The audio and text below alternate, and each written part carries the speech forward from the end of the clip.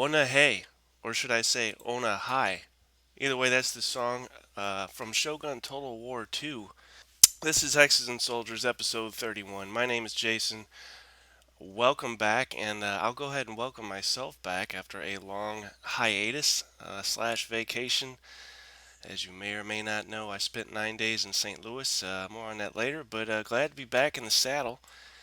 And like to say hey to all my wargaming brothers and sisters out there. Hope everybody's doing well. Um, so, what's new with me? 9 days in St. Louis did the body good. I made a feeble attempt to meet up with itinerant hobbyist who also hails from the Lou, but that never happened. Maybe next time, I guess. And I played some street hockey, relived some glory days of my youth, watched the fireworks, of course, and drank beers, swam, and took care of some gaming.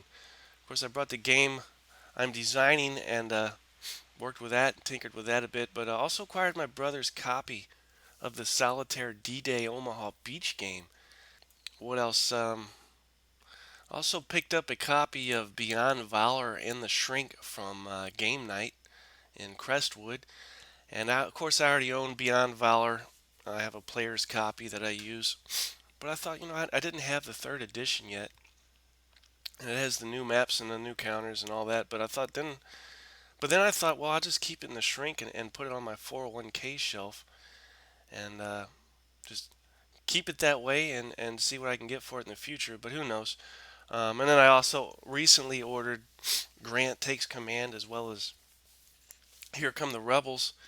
In an attempt to flesh out my great campaigns of the American Civil War series, I have all the Stonewall games in that series. And in fact, I did have On to Richmond and Roads to Gettysburg, but in a fit of delirium, sold those about a year ago, and I've kind of regretted it ever since. And as I've stated, I am not the authority on all things Civil War, but do have a special appreciation for that. And these games are fantastic games as far as the series goes. I don't know if you can do any better, so thought I'd flesh that out. And so yeah, I'm back in NOLA and hit up the UNO library. That's one of the first things I did when I got back. Just walked across campus and picked up a copy of Philip K. Dick's The Man in the High Castle and began reading that. Pretty interesting stuff. Big fan of Philip K. Dick. Don't read too much fantasy, science fiction, or even fiction that much anymore. But enjoy his stuff and kind of enjoy the premise of the story, which is basically the Germans and the Japanese won the war. And in the West, you have the Pacific States of America, which would consist of Japanese-controlled territory, as well as the Japanese have extended all the way into South America at this point. And then in the East, you have German-controlled territory. Germans have managed to make it into space and are doing their best to colonize everything in sight. Slavery is legal once again. All kinds of craziness going on. American Arcana is a big in as far as collectability and interesting stuff. So look forward to how that turns out. And then I also picked up a classic copy of the German General's Talk. And I'd never read this thing, so I thought it was time I did so.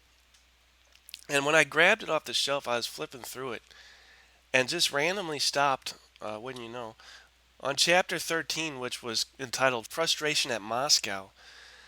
And come to the beginning of the chapter, which starts Hitler's gamble in Russia failed because he was not bold enough. And I thought, oh hell, no, I got to check that out. That just sounded fascinating. So that was enough hook for me, and I'm looking forward to see what these generals have to say. And what else? Finally, I've started an official Hexes and Soldiers Facebook page, and this is just started. So type in Hexes and Soldiers, and you should be able to find it. But the idea here is to provide links, which you can click on, and this would consist of things that the blog site doesn't really facilitate. So I'll be sharing a lot of things that I come across in my interwebs perusing, but I'll also be putting up some lengthier articles and analysis, plus a ton of related pics. So feel free to check that out. But again, this thing is still under construction, so I don't expect to find too much just yet. And if you get bored, I found this again, one of those things, just kind of found it on accident. Check out Hong Kong Wargamers site. And no, you won't have to take 4 semesters of Chinese to read it. It is in English. But take a look because you're bound to find something of interest. And I found a number of things, and I was pretty impressed. But this also reminds me, and this was listed on his site, but I was already aware of this from another source. From what I understand, once you see Action Pack 10 listed for pre-order on MMP's site, start sweating, start rubbing your palms together nervously, excitedly, because that pretty much announces the next ASL product. And if they stay in order of release, of scheduled release, we should see the Hecapale finished module be put on pre-order not too long after that. So that will be fantastic, to put it mildly. Can't wait. News: GMT wants to know why Rising Glory isn't moving up fast enough on the P500 list. Poor GMT just can't make any money, I guess. They talk about the success of Fading Glory and then go on to state, so I'm a little confused by the P500 performance of the second game in the series, Rising Glory. It's at 422 on the P500 list, but it's not rising real quickly, and I can't figure out why. I understand that the topic isn't Waterloo, but still, there are some excellent battles in here. And with the new Victory Point Games 4.0 rules to add in, this one is going to be at least as good as value as Fading Glory. Someone suggested that because one of the battles in the pack, that being Yena, was done before in C3I magazine, maybe you guys see less value in this package. But the Victory Point Games folks assure me that this package includes a completely new version of Yena as well as a lot of other new information. GMT is also now using Instagram. They are keeping with the times. So for those of you who just want to know the latest of what's going on behind the scenes and get more frequent updates on how games in the design and development pipeline are progressing, they urge you to come follow them on Instagram at GMT Games, and they'll give you a peek under the hood, as it were, at games in development. Panzer Expansion number 3, Drive to the Rhine, seems to have had a little problem with the rulebook that held it up a bit, but as of the date of this show, should be shipping. And as far as charging goes, looks like they will be charging for the July P500 releases on the following schedule: July 1st, Fire in the Lake; July 14th, Won by the Sword; and July 15th, 1914 Glory's End, When Eagles Fight 2-pack. And it looks like their tentative production schedule consists of late July 1914 Glory's End, When Eagles Fight 2-pack, Fire in the Lake, and Won by the Sword, and then August, Enemy Coast Ahead. And they mentioned there is a new P500 edition, which is a new strategic American Civil War game by Mark Simonich. The U.S. Civil War. It has some of its roots in Eric Lee Smith's game for Victory Games back in the 80s, and Mark says it's also influenced by Mark Herman's For the People. And then we have from Shenandoah Studios comes Mark Herman's Desert Fox game, which is for iPad or iPhone, which makes that Volume 3 in their Crisis Command and Command series. And I have played the first 2 games and enjoyed them immensely. Yet to play this, though. But I plan to do so at some point. Lock and Load Publishing is welcoming David Heath, and I'll go ahead and welcome him as well as new principal owner and business manager. Looks like David's going to be handling production, sales, and the strategic direction of the company, and Mark Walker will be handling design for the core system with help from Jeff Lewis. And many of you may already know David was the previous owner of Matrix Games, the Wargamer, and the Gamers Network. David will be joining the forums here at Consom World and is taking questions now over at the Lock and Load forums. So read their July 2014 newsletter for more updates and news. And for you Avalanche Press fans, Panzer Grenadier Kursk Burning Tigers is hot off the stove, or at least still very warm. And finally, the mythical solo expansion for Conflict of Heroes. This thing that you might hear your elders talking about as you sit around campfires This should be hitting the streets sometime in September. Now, all things are subject to change, but let's just cross our fingers that is the case because it has been a long time coming. And then new from Strategemata is Primsol Bridge, 14th through 17th, July 1943. This is a war game based on the Great Battles of Small Units system, covering Operation Fustian, and components include 11 by 6 by 16.5-inch map, over 100 die cut counters, your rules book, scenario card, player aid card. And it says a standard deck of cards is not included but is required for play. Run you about 18 bucks, and you get this from Noble Knight Games. And then I'd ask you to remember that the World Board Gaming Championship in Lancaster, Pennsylvania is right around the corner, beginning August 4th. We'll run through August 10th. And also, there's another gaming convention you may be less familiar with, but it's right here in my own backyard. And that would be the Heat of Battle Con, which is held at the World War II History Museum right here in New Orleans. And that's going to be August 8th through 10th. And this would be the eighth installment of this convention. And I think prior to this year, the theme was kept strictly related to World War II and America's tie in. Now it looks like they're going to allow other wars and battles that have occurred prior to World War II, but they are still maintaining that U.S. tie in. Anything that is non American by way of involvement is going to get the ixnay, but that still leaves a lot of stuff. So, and if you're an old hand at a particular game, bring it in, set it up, and you'll be able to hang out for the full 3 days for free. For more information, just go to the National World War II Museum website. And I plan on going to this. There's no guarantee that I will, but I am planning on going. I mean, it's less than 5 minutes away from me. You know, no excuse unless a hurricane comes through and blows everything away. But otherwise, yeah, I plan on going, and you should too. If you're nearby or curious, stop by and look for the guy in the Hexes and Soldiers T-shirt.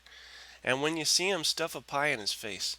No, just stop me and say hey, because I'd love to meet your acquaintance, and maybe we can play some games. So, what else? I'll preface the next section by saying, which I think I've already stated in the past, but at the risk of making myself redundant, I will state it yet again. Not the biggest fan of ancients. In fact, don't care much for them at all. I respect all things ancients, but never felt compelled to game it excessively.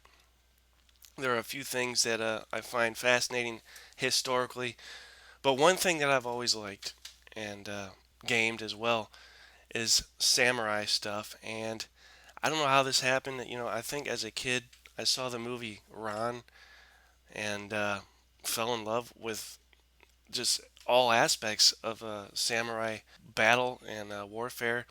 Everything from the bright colored flags and to the armor itself, and also the tactics that were employed in this era of warfare.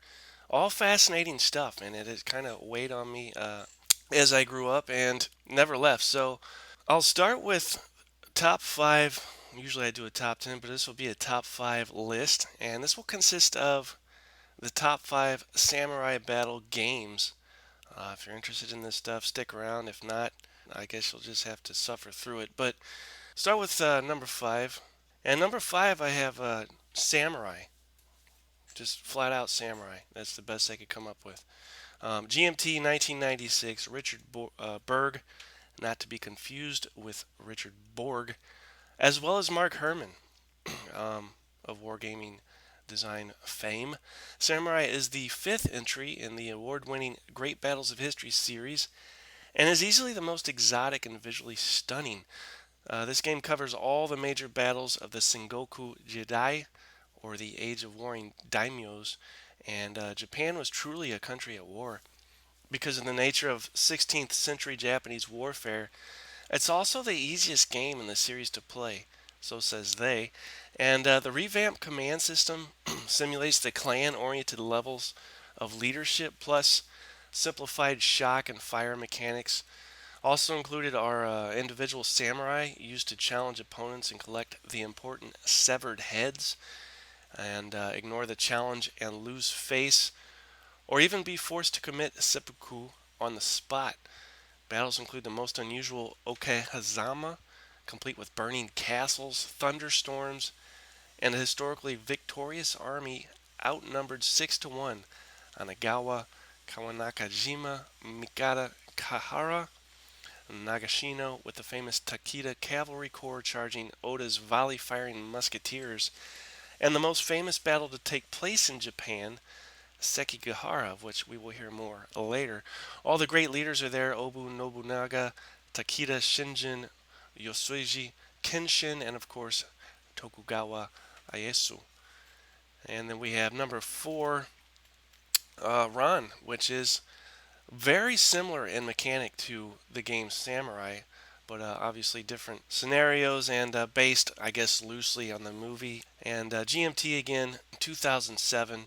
So roughly, what, 11 years later, Mr. Richard Berg and Mark Herman uh, come out with another Samurai game. And Ran is the 12th volume in the Great Battles of History series and the second game on the Battles of the Samurai, following their Samurai game. And Ron covers several of the less famous of the Sengoku Jidai, the Age of Warring States, more or less, in which powerful daimyo, Japanese feudal lords, strove to both maintain and extend their power bases while seeking to attain the office of shogun, the power behind the throne of the emperor. And this game simulates the highly personal form of warfare developed by the Japanese samurai, where informal battles played out almost as backdrops to individual feats of courage, bravery, and devotion, much of it outstanding, some of it rather foolhardy, and all of it very Homeric. Although political and tactical victory was the bottom line, collecting the, again, severed heads of enemy samurai reigned a very close second in importance. In terms of tactics, this was, as in Europe, the dawn of modern warfare with the introduction of guns or arquebuses by the Portuguese. Even with the revelatory effect of musketry, Japanese battles were still pretty much a swirling, a non-linear affair. And of course, the name Ran is from the famous Japanese film, as I mentioned, by director Kira Kurosawa, who is a fantastic director, by the way, and was chosen for his samurai version of King Lear, which roughly means chaos. Number 3, we have A Most Dangerous Time, Japan in Chaos, 1570 to 1584, 2009 release. And this won the 2009 Charles S. Roberts Best Ancient to Napoleonic Era Award, designed by Tetsuya Nakamura. And also Adam Starkweather, I think, had a hand in developing it and Americanizing it, if you will. M&P, of course. This is the game that made Tetsuya Nakamura famous. As you have seen from M&P's Fire in the Sky and from M&P's Victory Lost, Nakamura provides a unique insight into military history, and M&P says they are proud to present what is widely considered to be his finest effort. Instead of providing a broad overview of feudal Japan, A Most Dangerous Time focuses in on the dire moment of all, 1570 to 1584. Oda Nobunaga, one of the most notorious figures in Japanese history, fights against all of Japan, and the victor will be the ultimate master of all of Japan. That is A Most Dangerous Time, number 3. And that brings us to number 2, Ikuza, which is originally titled Shogun, and then Samurai Swords. I had the original Shogun game as a young lad and enjoyed it immensely. Recently, well, I say maybe 3 years ago, bought Ikuza because lost or sold or something happened to my copy of Shogun, but I no longer had it and wanted it back, so I had to settle for Ikuza. Michael Gray developed this thing, or should I say designed it, 1986. Started out as an Avalon Hill game. Milton Bradley snatched it up, and then Wizards of the Coast grabbed it and put their dressing on it. Shogun Samurai Swords, or should I say Ikuza, is the last game in the original Milton Bradley Game Masters series and focuses on the chaotic feudal society of Japan during the Middle Ages. Players play one of several factions that erupt into a civil war, trying to consolidate their strongholds and then defeat other armies for the right to be called shogun, or supreme ruler. And obviously, this is very similar to Axis and Allies in theme and mechanic. A game players command forces on islands of feudal Japan, and players' forces include provincial forces in the provinces and mobile armies commanded by daimyos. And each turn, players will allocate their koku, or money, into bids and purchases for the round.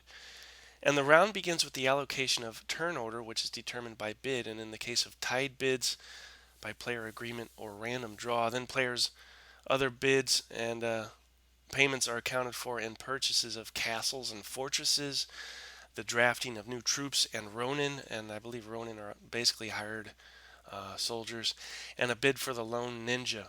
And that's cool. This game does have a little ninja figure, and I think you can use him, if I remember correctly, to assassinate another player. But anyway, following the bids phase, players in turn order plan and execute attacks against enemy territories, with attacks resolved through die rolls. How else, right? A player wins the game when he or she has captured a certain number of territories, either via straight conquest or by vanquishing the last of an opponent's daimyos and taking over that player's forces. And the game was originally published as Shogun, which I mentioned, and was later changed to Samurai Swords, namely due to a name conflict with James Clavell's Shogun. Great author, by the way, if you haven't read anything by him. Ikusa is the latest iteration of the game. But yeah, great game.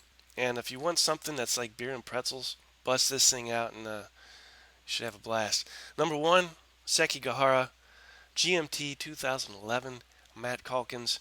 This thing won the 2011 CSR Best Ancient to Napoleonic Era Award. And this is about a 3 hour low complexity block war game based on Tokugawa's campaign in 1600 that would unify Japan for well over 250 years. Now, the game features some unusual mechanisms, and don't let this cause you to shy away. This is some interesting stuff. You open this game, you're going to look for dice. There isn't any. Combat is decided with cards, and blocks equal armies, and cards equal motivation. The combination of army and motivation produces impact on the battlefield, and armies without matching cards don't fight. Legitimacy is represented by hand size, which fluctuates each week according to the number of castles a player holds.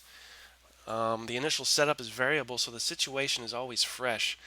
Concealed information, such as blocks and cards, lends additional uncertainty, and in this way it feels something like an actual campaign. And each player must rally the several daimyo of his coalition, managing the morale and motivation of each clan. The forces are dispersed, and while there are reasons to unify them, the objectives are also dispersed and the time frame compact, so skirmishing will occur all over the island. Now, there is a second edition, which includes a few changes from the first, but overall they are the same game. Don't know that this would be suitable for solitaire play, although anything's possible. And a card driven game, not card assisted. This thing is card driven, so if you don't like that, steer clear. But otherwise, fantastic game, and I will get more into that later. But we also have a game that will qualify for honorable mention, and I own this thing and have played it, and it's a lot of fun to play. It's not too complicated, and there's some interesting stuff going on. But this would be Samurai Battles, and this is by Richard Borg, not to be confused with Richard Berg, as well as Konstantin Krivenko, who I believe is Russian, was the 2013 Origins Best Historical Board Game winner, if that means anything to you by way of credibility. And this puts you in command of brave warriors clashing on the battlefields of feudal Japan. You assemble your army using magnificently detailed and historically accurate miniatures, and these guys are pretty cool. The only drawback is when you buy this, you have to assemble these guys. So you're going to be putting on arms and legs and flags and things. But if that doesn't bother you, then the effort is well paid off because these guys look great. And then obviously, if you're in a painting, you're free to do that as well. Otherwise, you're stuck with gray plastic figures fighting all over the board. But and I guess you could swap them out for colored blocks as well. But face your opponent on an endless variety of battlefields created from beautifully painted terrain and elevation tiles. And here you might do well to think of commands and colors.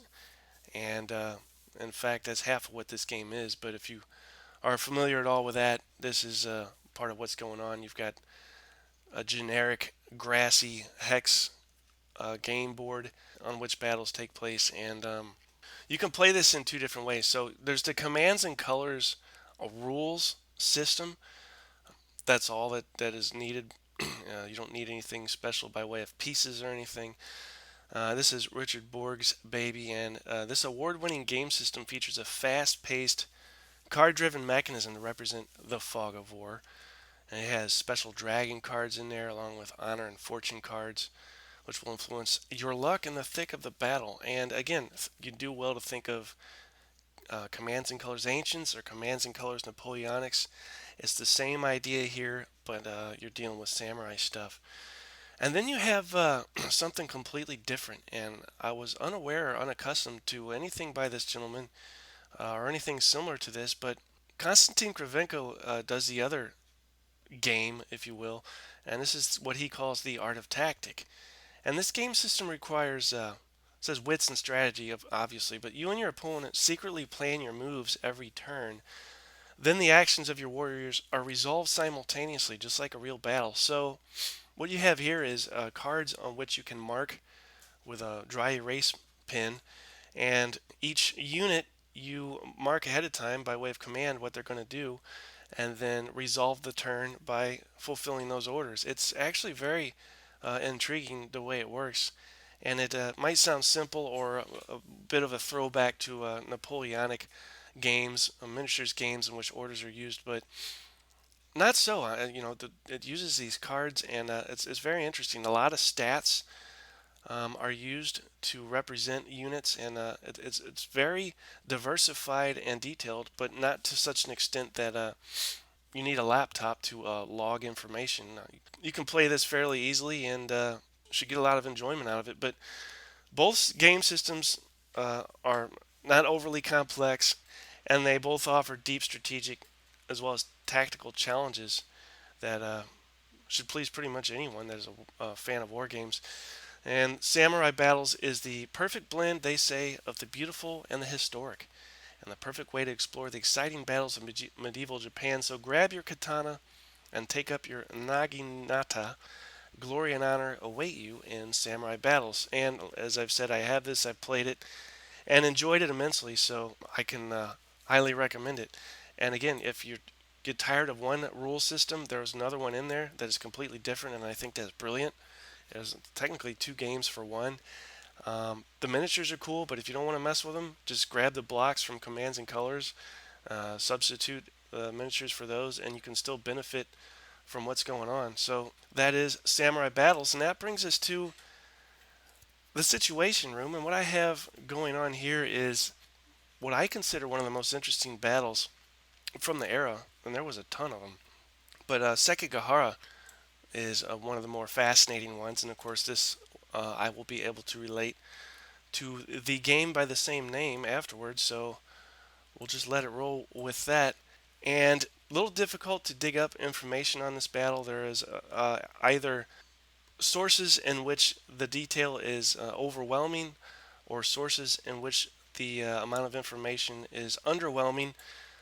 So what I did is pull from something that was more or less middle of the ground, and I'll read you some of the history of this battle, and then, as I said, we'll go into the Sekigahara, the game, and see how successful they are at attempting to simulate this battle. But what we're talking about is a decisive battle that took place on October 21st, 1600, which cleared the path to the shogunate for Tokugawa Ieyasu. And though it would take 3 more years for Ieyasu to consolidate his position of power over the Toyotomi clan and the daimyo, and I guess I should clarify a couple terms, and I've used daimyo already a couple of times, but daimyo is basically a powerful territorial lord and ruled most of the country from their vast hereditary land holdings.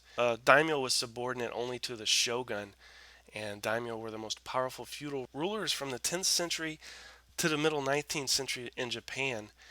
And then, of course, one other term, shogun, which a lot of you might already be familiar with, but basically This literally means military commander or general, and a shogun was often one of the hereditary military governors of Japan.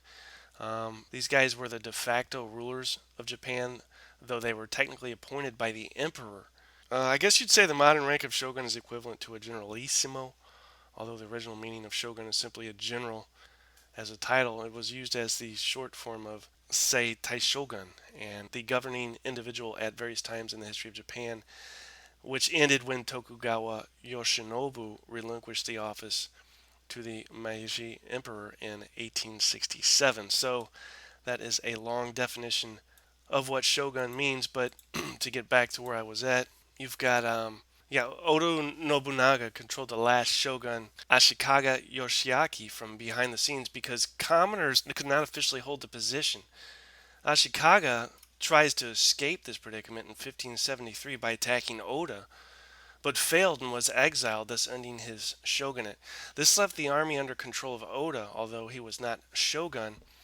When his owner retainer Akechi Mitsuhide attempted to assassinate him in 1582, Oda kills himself, and this left the majority of the army in the control of his subordinate Toyotomi Hideyoshi. And since the Toyotomi clan was known to be descended from peasant stock, not pheasant stock, but peasant stock, neither Hideyoshi nor his heir Hideyori would be recognized or accepted as shogun. So even though Toyotomi Hideyoshi unified Japan and consolidated his power following the siege of Odawara in 1590, his failures in his invasions of Korea significantly weakened the Toyotomi clan's power as well as the support of the loyalists and bureaucrats that continued to serve and support the Toyotomi clan after Hideyoshi's death during the second invasion.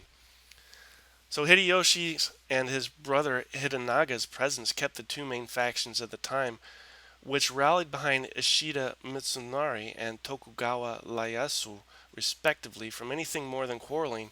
But when both of them died, the conflicts were exacerbated and developed into open hostilities. With no appointed shogun over the armies, this basically left a power vacuum in Japanese government. Most notably, Kato Koyomasa and Fukushima Masanori were publicly critical of the bureaucrats, especially Ishida Mitsunari and Konishi Yokinaga. And Tokugawa Ieyasu took advantage of this situation and recruited them, redirecting the animosity to weaken the Toyotomi clan. So that brings us to Tokugawa Ieyasu, who no longer rivaled in terms of seniority, rank, reputation, and overall influence within the regency of the Toyotomi clan after the death of Regent Maeda Toshe.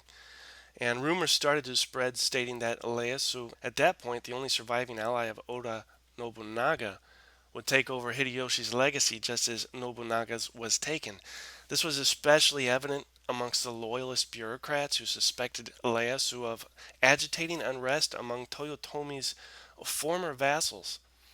Later on, a supposed conspiracy to assassinate Ieyasu surfaces, and many Toyotomi loyalists, including Toshi's son, Toshinaga, are accused of taking part and forced to submit to Ieyasu's authority. However, Uesugi Kagakatsu, one of Hideyoshi's appointed regents, defines Ieyasu by building up his military, and when Ieyasu officially condemned him and demanded that he come to Kyoto to explain himself before the emperor, Kagagatsu's chief advisor Naoi Kenetsugu responded with a counter-condemnation that mocked Ieyasu's abuses and violations of Hideyoshi's rules in such a way that Ieyasu was infuriated, and afterwards Ieyasu summoned the help of various supporters and led them northward to attack the Yosuji clan.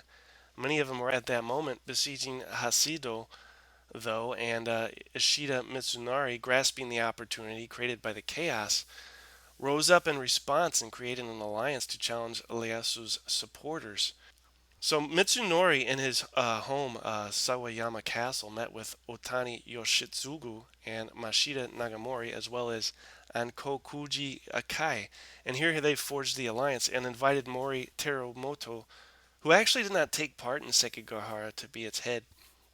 Thus formed what came to be referred to as the Western Army, and Mori seized Osaka Castle for their base of operations since most of Tokugawa's forces had vacated the area to attack Uesugi.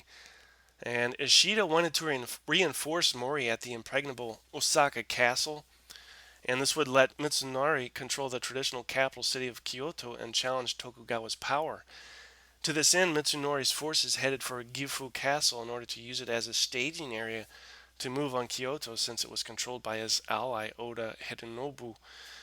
Back in Edo, Ieyasu received news of the situation in the Kansai region and decides to deploy his forces. Tokugawa himself commanded 30,000 men, and his subordinates led another 40,000, which made up the bulk of what would later be called the Eastern Army. And he had some former Toyotomi daimyo engage with the Western Army while he split his troops and marched west on the Tokaido towards Osaka. Since Tokugawa and his army were departing from Edo, they could only take two roads, both of which converged on Gifu Castle. Tokugawa marched on Gifu while Ishida was delayed at Fushimi Castle, and this fortress was a halfway point between Osaka and Kyoto and was controlled by Tokugawa's ally Tori Modotada. Ishida could not risk leaving a force that could attack his rear, so he marched on it. And it took him 10 days to capture Fushimi, and in that time Tokugawa had taken Gifu Castle. Now, this forced Ishida and Mitsunari to retreat southward in the rain. Tired from a day's march and their gunpowder wet from the rain, Ishida and his forces stopped at Sekigahara. Ishida deployed his troops in a strong defensive position flanked by two streams with high ground on the opposite banks, and his right flank was reinforced by daimyo Kobayakawa Hideaki on Mount Matsuo. Then on October 20th of 1600, Tokugawa learned that Ishida had deployed his troops at Sekigahara in a defensive position. They had been following the Western Army and benefited from considerably better weather. At dawn and the next day, Tokugawa's advance guard stumbled into Ishida's army. Neither side saw each other due to the dense fog caused by the earlier rain, and both sides panicked and withdrew, but this resulted in both sides being aware of their adversary's presence. So Ishida held his current defensive position at Tokugawa, deployed his own forces. He sent his allies' forces in a line to the front and held his own troops in reserve, and around 8 o'clock in the morning, wind blew away the fog, and both sides noticed their respective adversaries' positions. So last-minute orders were issued, and the battle begun. As far as the battle goes, initially Ieyasu's Eastern Army had 75,000 men, while Mitsunari's Western Army numbered about 120,000. Tokugawa had also sneaked in a supply of arquebuses or rifles. Knowing that Ieyasu was heading toward Osaka, Mitsunari decided to abandon his positions and march to Sekigahara. Even though the Western forces had tremendous tactical advantages, Ieyasu had already been in contact with many daimyo in the Western Army for months, promising them land and leniency after the battle should they switch sides. But Tokugawa's forces started the battle when Fukushima Masanori, the leader of the advance guard, charged north from Tokugawa's left flank along the Fuji River against the Western Army's right center. The ground was still muddy from the previous day's rain, so the conflict there devolved into something more primal. Tokugawa then ordered attacks from his right and his center against the Western Army's left in order to support Fukushima's attack. This left the Western Army center unscathed, so Ishida orders this unit under the command of Shimatsu Yoshihiro to reinforce his right flank, and Shimatsu refused as daimyo of the day, only listened to respected commanders, which Ishida was not. Fukushima's attack was slowly gaining ground, but this came at the cost of exposing their flank to attack from across the Fuji River by Otani Yoshitsugu, who took advantage of this opportunity. Just past Otani's forces were those of Kobayakawa Hideaki on Mount Matsuo. And Kobayakawa was one of the daimyo that had been courted by Tokugawa, even though he had agreed to defect to Ieyasu's side. In the actual battle, he was hesitant and remained neutral. And as the battle grew more intense, Ieyasu finally ordered arquebuses to fire at Kobayakawa's position on Mount Matsuo in order to force Kobayakawa to make his choice. At that point, Kobayakawa joined the battle as a member of the Eastern Army. His forces charged Otani's position, which did not end well for Kobayakawa. Otani's forces had dry gunpowder, so they opened fire on the turncoats, making the charge of 16,000 men mostly ineffective. However, he was already engaging forces under the command of Toro Tokatora, Hyogoku Takatsugu, and Oda Yoraku when Kobayakawa charged. At this point, the buffer Otani established was outnumbered, and seeing this, Western Army generals, basically three of these guys, switched sides, turning the tide of the battle. Heavily outnumbered, Otani had no choice but to retreat, and this left the Western Army's right flank wide open. So Fukushima and Kobayakawa began to roll up it, and thus Ishida's right flank was destroyed, and his center was being pushed back, so he decided to retreat. Ishida's only remaining forces were on Mount Nangu. However, these forces were there for a reason, and Kikawa Hiroi was one of the commanders on the mountain. Kikawa's troops formed the front lines of the Mori army, which was commanded by his cousin Mori Hidemoto. And earlier, when Hidemoto decided to attack the Tokugawa forces, Hiroi refused to comply, stating he was busy eating and asked to be left alone. This in turn prevented the Chosokabe army, which deployed behind the Mori clan, from attacking. And when Ishida arrived, Kikikawa betrayed him as well. He kept the Mori army at bay, and since Ishida had no more support, he was basically defeated.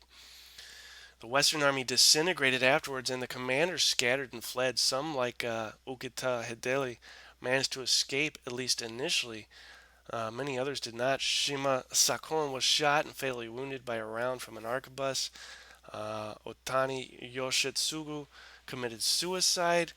Mutsunari, Yokinaga, and Akai were some of those who were captured, and a few, like Mori Toromoto and Shimatsu Yoshihiro, were able to return to their home provinces. Mitsunori himself would be executed. So both sides had forces that did not arrive at Sekigahara in time to participate due to other battles. Ieyasu's son Hidetada led another group through Nakasindo.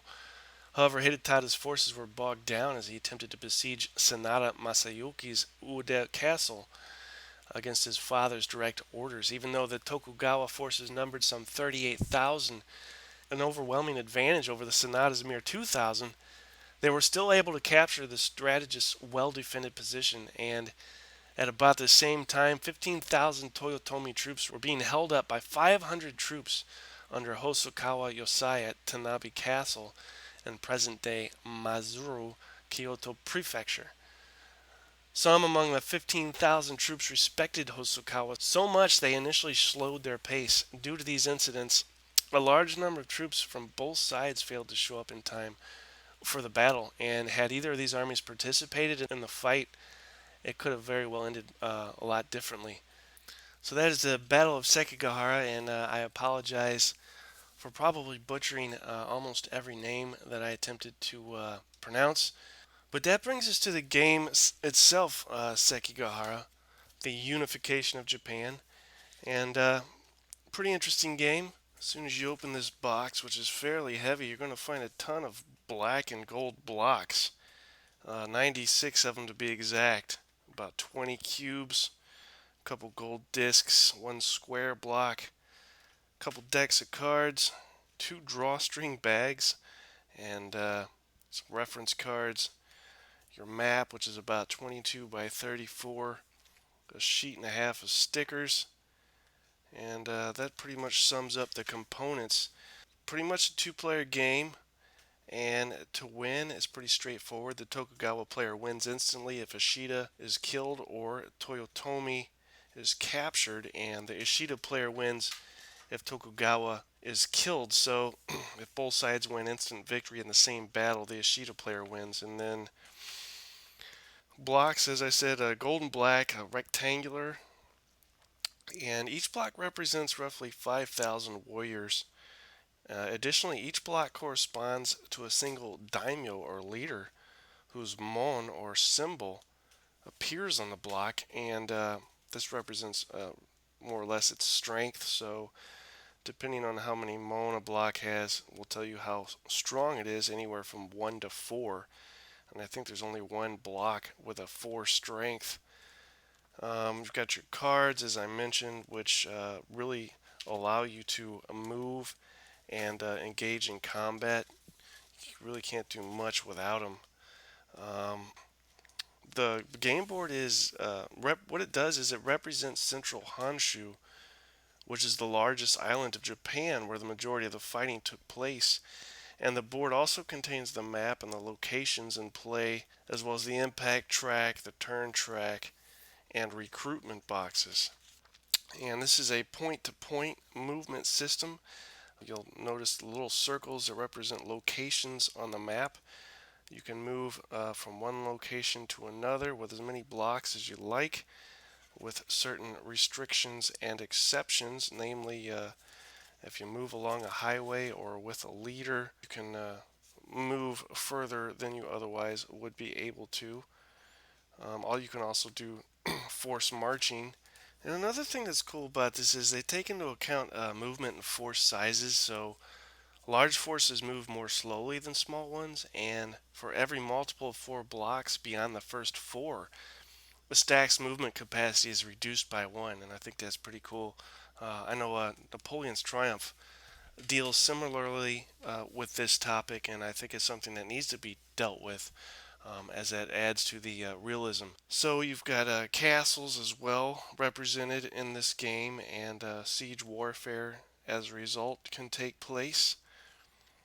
When you're setting this thing up, there are specific places that you are required to deploy blocks, but then there are also it also allows for random deployment. So each game has the potential to be completely different from the preceding game, and the turns of this thing are conducted in weekly cycles. You've got each game is played in 7 weeks, each of which contains 2 turns, A and a B turn. So what you're looking at is a reinforcement step, then your turn order step, and then turns A and B. So within turns A and B, you have your first player movement phase and combat phase, followed by your second player movement phase and combat phase, and then that gets repeated in turn B. You can muster troops, and again, with movement, you really are limited as to what you can move depending on what cards you have. So basically, what you're doing here is buying movement with cards, um, and you can conduct overruns, which is pretty cool. What else are we looking at? Combat.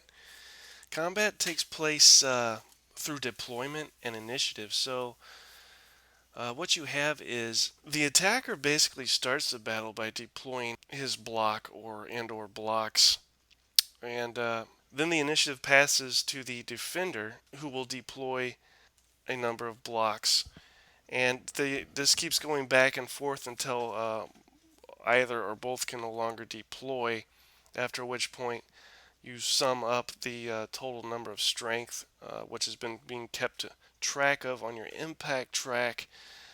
And to flavor the combat, you have special attacks that can take place, cavalry and guns.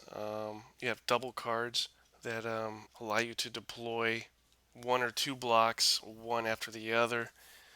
And another thing that's cool is they take into account the turncoat tendency of some of these clans within this battle, and this is dealt with by way of loyalty challenge cards.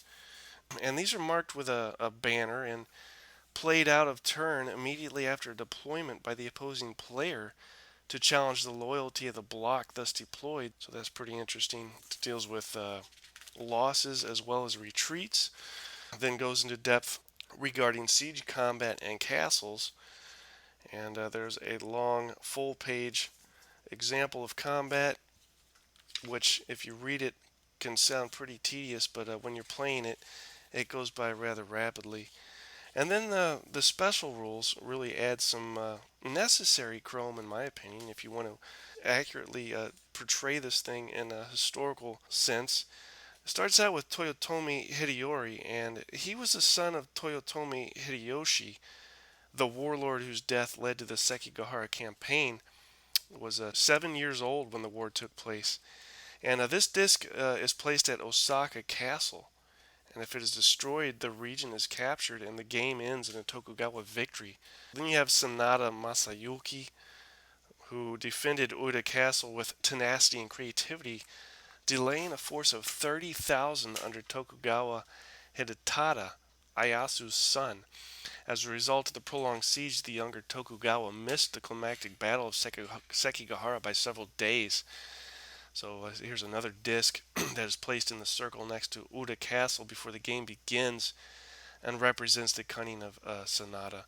And any loss inflicted on Uda Castle in a siege may destroy this chip instead of a block. Then you have Mori Toromoto, who was the most powerful daimyo of Ishida's coalition. Ishida feared being overshadowed and left Mori in Osaka with a high title but no active role. Some Mori forces remained in Osaka with their leader. Others traveled into battle with his son. Those that traveled felt their dignity insulted by Ishida's treatment of their daimyo, and Mori forces declined to participate in the climatic battle that ended in their coalition's defeat. Had Mori been made the active commander of coalition forces, he would have threatened Ishida's primacy severely, but the fighting force deployed would have been far more potent. So to represent this, they have a Mori leader block and four Mori blocks that begin the game in a Mori box on the map. And the Ishida player can bring these blocks into the game by sacrificing cards. So for each card that's sacrificed during any Ishida movement phase, you get a Mori block that's moved from the Mori box to Osaka. If Osaka is attacked by Tokugawa forces, at the moment combat is declared, all blocks in the Mori box appear in Osaka and join the battle. Then, penultimately, you have Neomasa Red Devils represented, and I didn't talk about these, but Neomasa and his warriors, known as the Red Devils, were some of Tokugawa's fiercest defenders, and they were first to storm the field at Sekigahara, even though the honor was designated for Fukushima Masanori. I bet that went over well. But the Lee clan has a single block with 4 strength, and as I mentioned, this is the only 4 strength block in the game, and begins the game with Fukushima's forces in Kiyosu, and there are no Lee cards, so the Lee block deploys in battle with any card except that of a loyalty challenge. And then finally you have Ishida Mitsunari, and the Tokugawa player wins instantly if the Ishida Mitsunari block is eliminated. In combat, this block may be deployed with any Ishida card except a loyalty challenge card. And then it goes into extensive, and I mean impressive historical notes. You're looking at 1, 2, 3, 4, 5.5 pages of historical notes, complete with some traditional depictions of the battle. And finally, your design notes, which I had intended to read for this cast, but this thing's already roughly an hour long, and well, these are extensive design notes, about a page, almost 2 full pages, and this is small type, of course, of design notes, and it's very interesting. What I might, in fact, do is post these on the Facebook site or the blog spot and let you take a look, because he doesn't just talk about the game in particular, he also talks in general about designing and some problems that arise and how to deal with it. So it's very interesting stuff. So that concludes our tour of Sekigahara in history and in games. And as far as what to play, um, just in general, if somebody wants to break into the field of the samurai, got a number of options. If you like miniatures, I'd highly recommend Samurai Battles. If you like Axis and Allies, beer and pretzels type stuff, then I would recommend Ikusa. If you want a bit heavier strategic approach to the game, perhaps MMP's The Most Dangerous Time. And if you want something that is perhaps a bit off the beaten path by way of design element and mechanic, then pick up Sekigahara. So those are just a few options. Of course, there are plenty more that I've failed to mention. But that pretty much wraps it up. And yeah, glad to be back in the saddle. And as far as the next show, not sure when, not sure what. But keep your ears posted. Check the blog spot. Maybe check Hexes and Soldiers on Facebook. Find out what's going on in the meantime. So that's that. And thanks for listening, and keep gaming.